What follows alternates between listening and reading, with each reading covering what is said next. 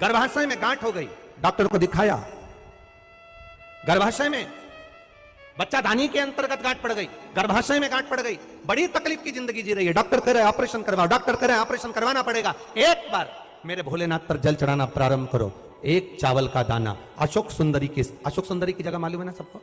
अरे बोलो, अशोक सुंदरी जैसे ये शिवलिंग,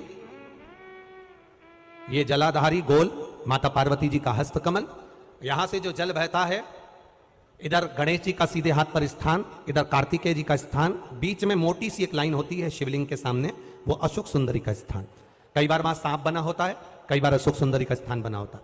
ये शिवलिंग, पार्वती जी का हस्तकमल, गणेश जी का स्थान, षडानंद कार्तिकेय जी का स्थान, बीच में अशोक सुंदरी का स्थान। ऊपर से जो बूंद बूंद पानी गिर रहा है वो शंकर भगवान की 5 लड़कियां, जया, विषहरा, शामरीबारी, दौतली और देव, ये शंकर जी की 5 बेटियां ऊपर से जल गिरा रही। तो अशोक सुंदरी वाली जो स्थान होता है, जब आपके गर्भाशय में या शरीर में पुरुष हो, स्त्री हो, जिसके पूरे शरीर में कहीं पर भी गांठ पड़ गई हो और गल ना रही हो, एक चावल का दाना अशोक सुंदरी वाली जगह पर चढ़ाना प्रारंभ करो, शिव जी पे जल चढ़ाना प्रारंभ करो, उस जल का आचमन करना प्रारंभ करिए। आप 3 महीना, 4 महीना, 5 महीना करते रहो, उसके बाद जांच जरूर करवाना हॉस्पिटल में जाकर कि गांठ गली कि ना गली।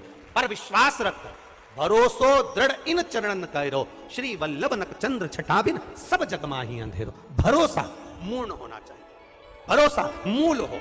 हमारा अगर विश्वास नहीं है तो फिर भगवान भी नहीं है। मानो तो मैं गंगा मां हूं, ना मानो तो बहता पानी। आपका अगर भरोसा कहता है कि मैंने जल चढ़ाया और मेरा महादेव सुनेगा, आपने सोच लिया कि मेरा महादेव सुनेगा, तो महादेव सुनेगा। आप अगर एक लोटा जल भगवान शिव को समर्पित कर रहे हो, आप एक बेलपत्र भगवान शंकर को समर्पित कर रहे हो, आप एक शमी का पत्ता भी भगवान शंकर को समर्पित कर रहे हो, आप भगवान शंकर का पंचानंद स्नान करा रहे हो, आप भगवान शंकर के मंदिर का शिखर दर्शन कर रहे हो, आप भगवान शंकर के मंदिर में जाकर झाड़ू लगा रहे हो, पोछा लगा रहे हो, सफाई कर रहे हो, तो भी तुम्हारी चित्तवृत्ति में रहना चाहिए कि जब किसी पर दुख की घड़ी आए, किसी पर तकलीफ आए, किसी पर कष्ट आए, हमारा करा गया पुण्य हम उसके खाते में दे सकते हैं।